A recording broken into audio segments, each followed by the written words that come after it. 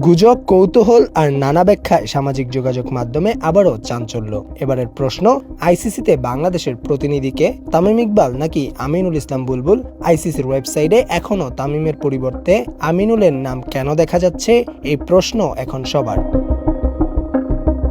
বর্তমান তথ্য অনুযায়ী আন্তর্জাতিক ক্রিকেট কাউন্সিল আইসিসি এবং এশিয়ান ক্রিকেট কাউন্সিল এসিসি এই দুই সংস্থার এক্সিকিউটিভ বোর্ডের তালিকায় এখনও বাংলাদেশের প্রতিনিধি হিসেবে আমিনুল ইসলাম বুলবুলের নামই রয়েছে।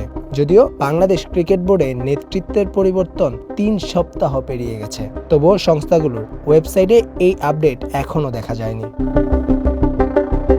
অন্যদিকে বিসিবির অ্যাডহক কমিটির প্রথম সভায় সভাপতি হিসাবে তামিম ইকবালকে আইসিসি ও এসিসিতে বাংলাদেশের প্রতিনিধি হিসাবে মনোনয়ন দেওয়া হয়েছে, যা প্রচলিত নিয়মের সঙ্গে সামঞ্জস্যপূর্ণ। সাধারণত সদস্য দেশগুলোর ক্রিকেট বোর্ডের প্রধানরাই এইসব সংস্থার বোর্ড অব ডিরেক্টরসে নিজ নিজ দেশের প্রতিনিধি হিসাবে দায়িত্ব পালন করেন। প্রয়োজনে তারা মনোনীত কাউকে সভায় পাঠাতে পারেন। পাশাপাশি সংস্থাগুলোর সিইও পর্যায়ে আলাদা সভাও অনুষ্ঠিত হয়।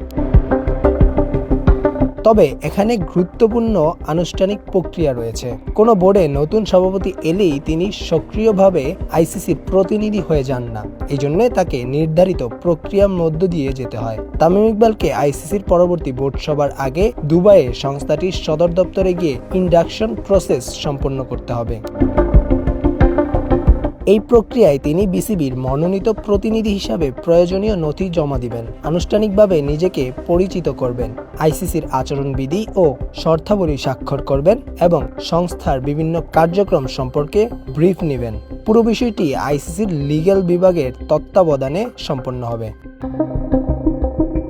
এই ইন্ডাকশন সম্পন্ন না হওয়া পর্যন্ত আগের প্রতিনিধি কাগজে কলমে দায়িত্বে থাকেন। ফলে প্রক্রিয়াটি শেষ না হওয়া পর্যন্ত আমিনুল ইসলাম বুলবুলি আইসিসি ও এসিসির বাংলাদেশের প্রতিনিধি হিসেবে তালিকাভুক্ত থাকবেন, যদিও বাস্তবে দায়িত্ব হস্তান্তরের প্রক্রিয়া চলছে।